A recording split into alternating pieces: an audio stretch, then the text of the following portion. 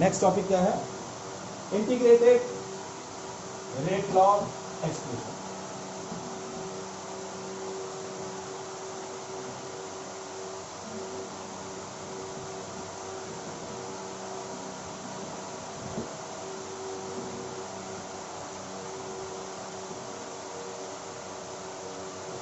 देखिए अभी हमने जो टॉपिक डिस्कस किए हैं उसमें हमने जो सबसे पहला टॉपिक डिस्कस किया वो क्या था?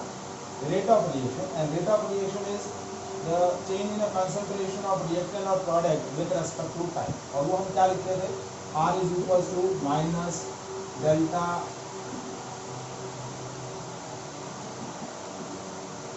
R बाय डेल्टा T और plus delta P by delta.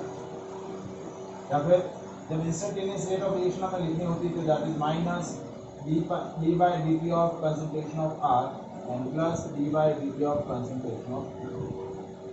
तो ये जो आपका रेट लॉ एक्सप्रेशन है, ये जो रेट लॉ एक्सप्रेशन है, this is called differential rate law expression. देखिए अब थोड़ा मैथ्स के स्टूडेंट्स के लिए ये चीज थोड़ी सी इजी हो जाएगी, क्योंकि मैथ्स में आप डिफरेंशिएशन और इंटीग्रेशन डिस्कस करते हैं। तो ये क्या है? Differential rate law expression. मतलब जब मैं कंसंट्रेशन को टाइम के रेस्पेक्ट में डिफरेंशिएट करूं, मतलब मुझे कंसंट्रेशन टाइम के रेस्पेक्ट में दे रखी हो और प्रोडक्ट की कंसंट्रेशन या रिएक्टेंट की कंसंट्रेशन टाइम के रेस्पेक्ट में दे रखी हो, और उसको यदि मैं इंटीग्रेट कर दूं तो मुझे क्या मिल जाएगा? सॉरी, इंटीग्रेट नहीं, डिफरेंशिएट कर दूं तो मुझे क्या मिल जाएगा? Rate of reaction. मतलब if I know the concentration of reactant and product and the time interval in which the concentration change, so I can easily calculate the rate of reaction। तो ये आपकी क्या है? Differential rate law expression. अब differentiation का just opposite phenomena होता है integration. तो इंटीग्रेटेड रेट लॉ एक्सप्रेशन क्या होता है?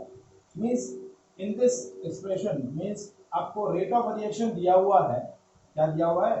Rate of reaction is given, and now we are interested to calculate the concentration of reactant or concentration of product at a particular time instant।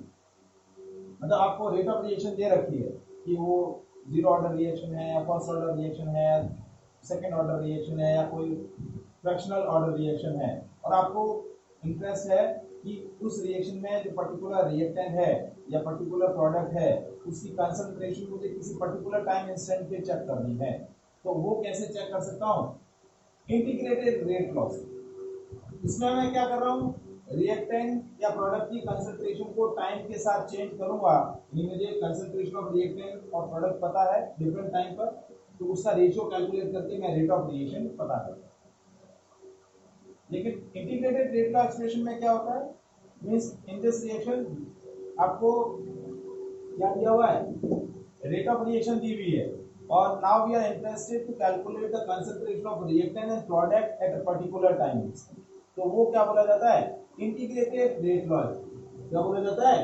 Integrated rate law. तो integrated rate law expression से हम reactant या product की concentration किसी भी particular time instant पे क्या कर सकते हैं? कैलकुलेट कर सकते हैं। तो इंटीग्रेटेड रेट लॉ एक्सप्रेशन कैसे निकलता है? किसी डिफरेंशियल प्रोसेस को हम क्या करते हैं? जस्ट रिवर्स करते हैं, तो इससे हमें क्या मिल जाएगा? Integrated rate law expression. क्या मिल जाएगा? Integrated rate law. जैसे क्या है? आर, जैसे आपने एक रिएक्शन लिखी है, एक कोई भी chemical reaction, A is converted into product. एक रिएक्टेंट है जो किसमें कन्वर्ट हो गया है? प्रोडक्ट। और इसका रेट लॉ एक्सप्रेशन आपने लिखा R is equals to K to the power a into a to the power n।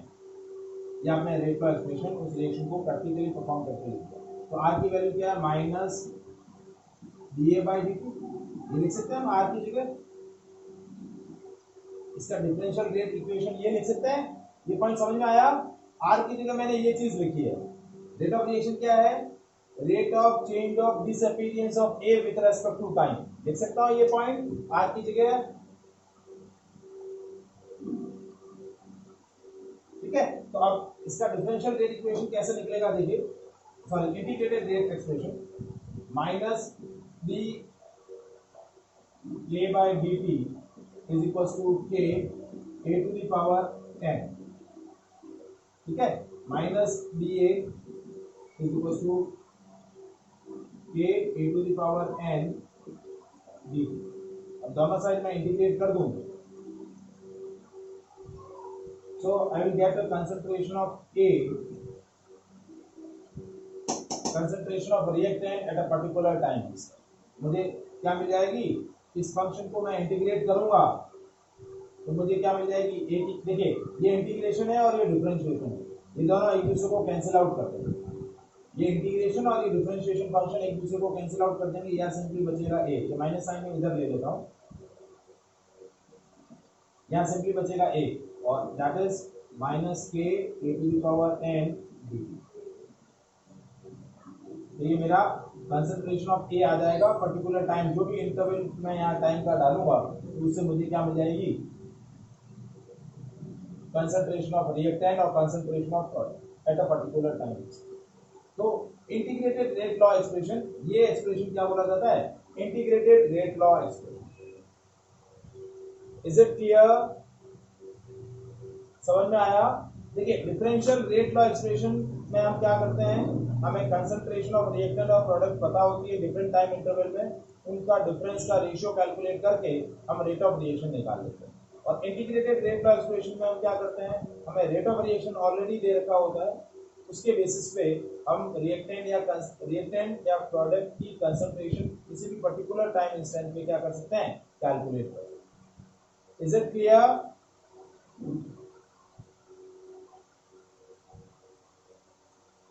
आया समझ में दोनों में क्या डिफरेंस है, इंटीग्रेटेड रेट लॉ एक्सप्रेशन और डिफरेंशियल रेट लॉ।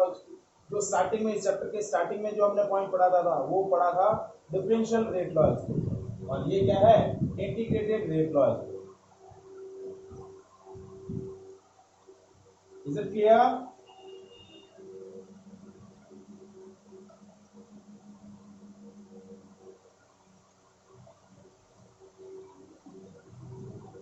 ठीक है, तो अब देखिए, अब हमें मेनली क्या डिस्कस करना है, integrated rate law expression for zero order reaction and integrated rate law expression for first order reaction. ठीक है, तो कॉल डिस्कनेक्ट करके वापस कनेक्ट करूं।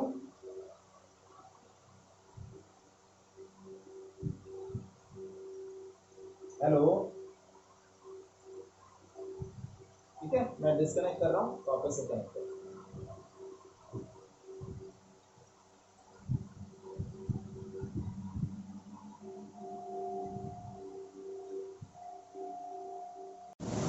Now we'll discuss integrated rate law expression for zero order. Zero order reaction मतलब आपकी जो rate of reaction है वो रिएक्टेंट की कंसंट्रेशन की जीरो पावर पर डिपेंड करती है, मतलब indirectly never depends on the concentration of reactant. जैसे ये आपका एक रिएक्टेंट है A, which convert into the product. अब मुझे रेट लॉ एक्सप्रेशन लिखना है for zero order. Order of reaction मेरा क्या है, जीरो। तो जीरो ऑर्डर के लिए रेट ऑफ रिएक्शन क्या लिखूंगा, are is equal to K A to the power zero. Zero order है ना, क्योंकि आपका ऑर्डर ऑफ रिएक्शन जीरो है, तो जब ए की जो कंसंट्रेशन कम है उसकी होल पावर क्या हो जाएगी, जीरो हो जाएगी। मतलब कहने का मतलब क्या है कि आपका जो रेट ऑफ रिएक्शन है वो रिएक्टेंट की कंसंट्रेशन पे डिपेंड ही नहीं कर रहा है। अब आर की जगह मैंने क्या लिख दिया, minus D by D T of ए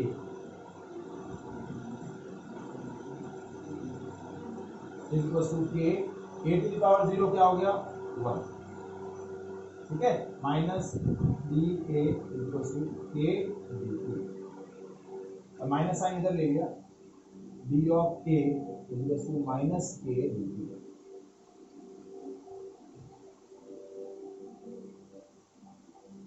ठीक है, अब मैंने यहाँ एक सिचुएशन कंसीडर करी। क्या सिचुएशन है, देखिए मैंने ऐसा बोला कि at T is equal to zero मेरे पास रिएक्टेंट का कितना अमाउंट है, ए, और प्रोडक्ट का अमाउंट जीरो है। After time T, if the reactant amount of reactant, x amount of reactant is decomposed and converted into the product. तो a minus x और प्रोडक्ट का कितना बन जाएगा, x बन जाएगा. ये एक इक्वेशन मैंने ली कि भाई ऐसा कंसीडर कर लो कि भाई रिएक्टेंट का मेरे पास a ग्राम प्रेजेंट था, a ग्राम या a मोल प्रेजेंट था और प्रोडक्ट का 0 eight the starting of reaction. T time बाद मेरा रिएक्टेंट का x अमाउंट कंज्यूम हो गया और उसकी वजह से प्रोडक्ट का x अमाउंट बन गया. ठीक है, तो अब देखिए कैसे इस पार्ट को हम आगे कर रहे हैं. D A is equal to minus K D. अब दोनों साइड को हम क्या कर रहे हैं, इंटीग्रेट कर रहे हैं. क्या कर रहे हैं, इंटीग्रेट कर रहे हैं. तो देखिए क्या होगा, ये इंटीग्रेशन का साइन है और ये डिफरेंशिएशन का साइन है. दोनों अपोजिट फिनोमेना होते हैं तो दोनों कैंसिल हो जाएंगे. तो यहाँ आ जाएगा simple A is equal to minus K constant है, बाहर आ जाएगा integration of dt. Integration of dt क्या होता है, t. इंटीग्रेशन ऑफ dt क्या हो जाएगा, t. और एक कांस्टेंट आ जाएगा c. क्या आ जाएगा, c.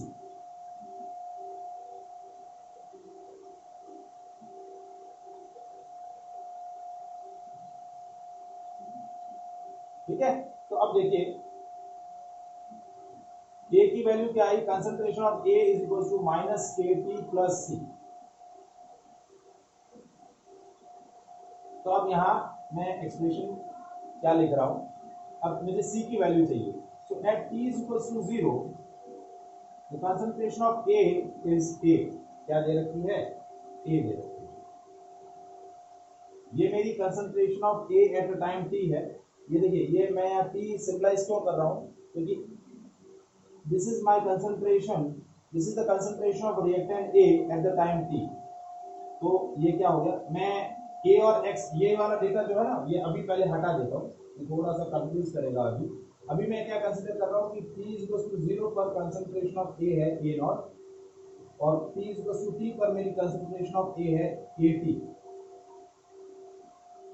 तो यहाँ क्या ले लूंगा, इस जब T is equal to 0 होगा तो T is equal to 0 पर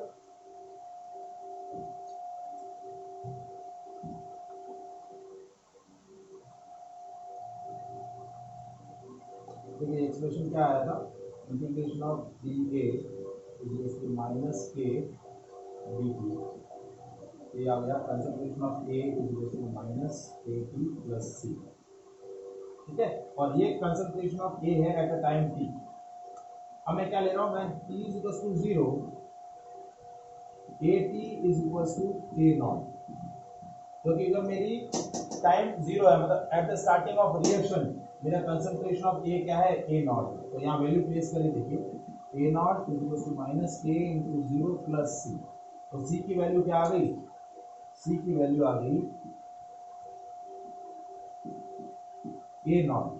तो मेरी रिएक्शन, मेरी इक्वेशन क्या बनी, इक्वेशन बनी A T is equal to minus K T plus A naught. ये माइनस के टी इधर लेते हैं, ए टी इधर ले लेते हैं. तो A T is equal to A not minus A T. तो ए का एक्सप्रेशन क्या हो गया, A not minus A T upon T. ये मेरा रेट कांस्टेंट आ जाएगा इसके लिए, zero order relation.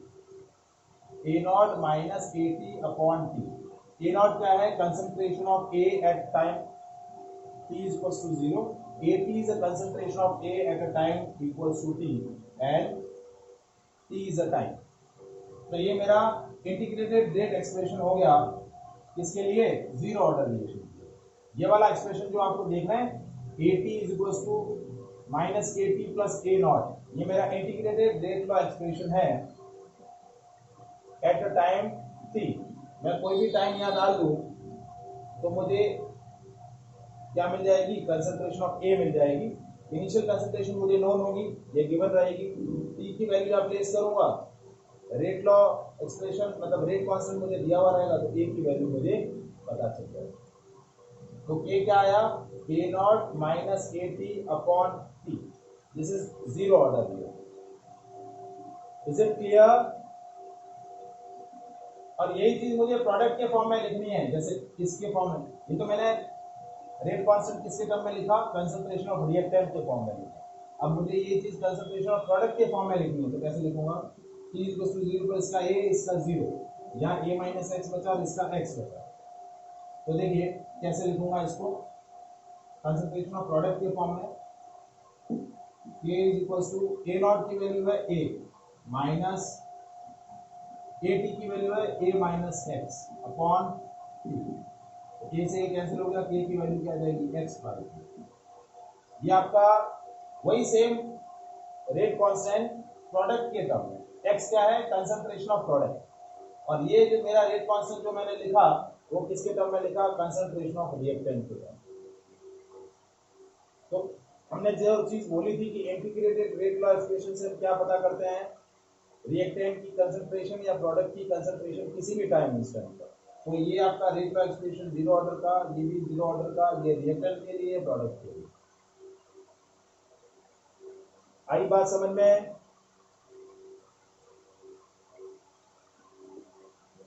Is there any doubt,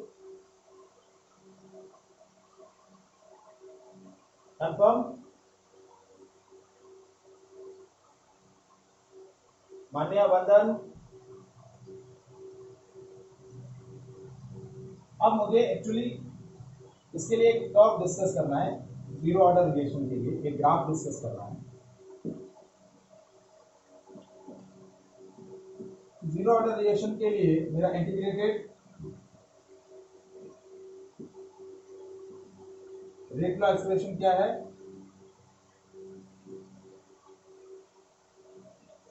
KT = -KT plus A0.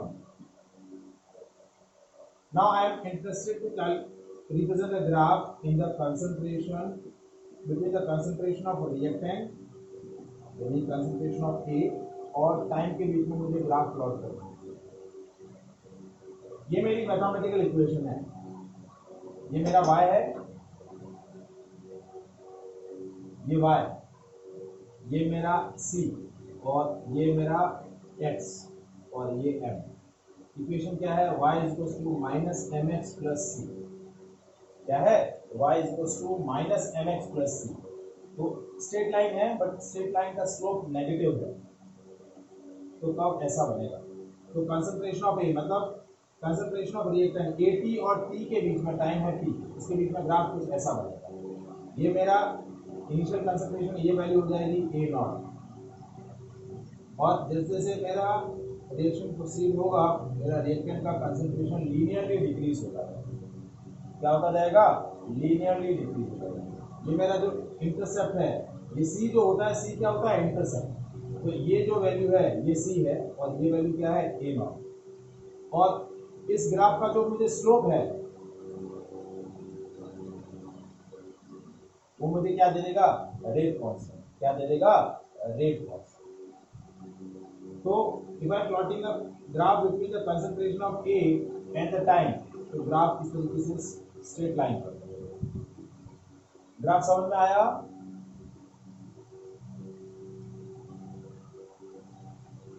ये ग्राफ समझ में आया आप लोगों को। ये देखिए ये y है, ये t जो है x एक्सिस पे हमने टाइम रिप्रेजेंट किया है, y एक्सिस पे हमने कंसंट्रेशन रिप्रेजेंट करी है रिएक्टेंट। तो टाइम के साथ रिएक्टेंट की कंसंट्रेशन डिक्रीज हो रही है,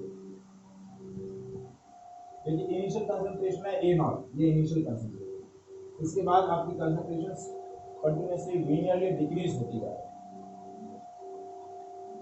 इज इट क्लियर?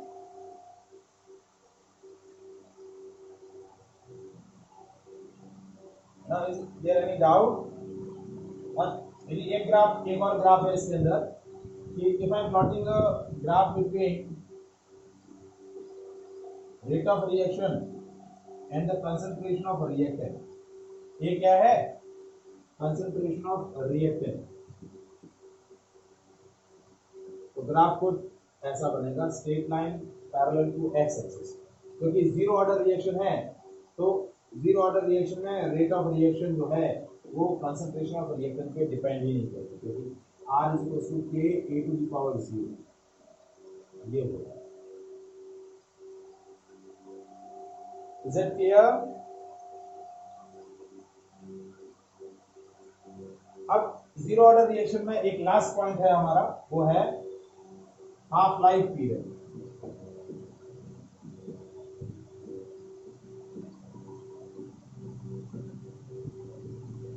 देखिए हाफ लाइफ पीरियड क्या होता है? A time duration in which the concentration of reactant become half of the initial one। वो टाइम पीरियड जिस टाइम पर आपका रिएक्टेंट का कंसंट्रेशन इनिशियल कंसंट्रेशन का आधा हो जाए, हाफ हो जाए, वो टाइम क्या बोला जाता है? Half life period. इसको हम बोलते हैं T half. So when T is equals to T half, concentration of A is equals to A not by 2। तो हमने के का जो एक्सप्रेशन लिखा था, K is equals to A naught minus AT upon T।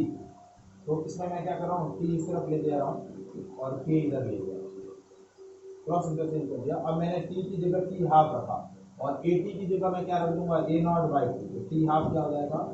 A naught minus A naught by 2 by K। तो A naught में से A नॉट बाय 2 गया तो कितना बचा? A naught by 2। तो ये आपका टी हाफ हो जाएगा। टी हाफ क्या आएगा? T half is equal to A not by 2। So that is a half life period for zero order reaction. Zero order reaction के लिए हाफ लाइफ पीरियड क्या होगा? A not by 2k। Is it clear?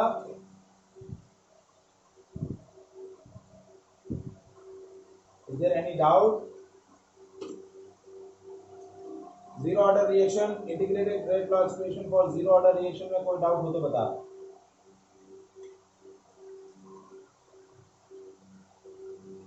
आगे करना है या यहीं तक?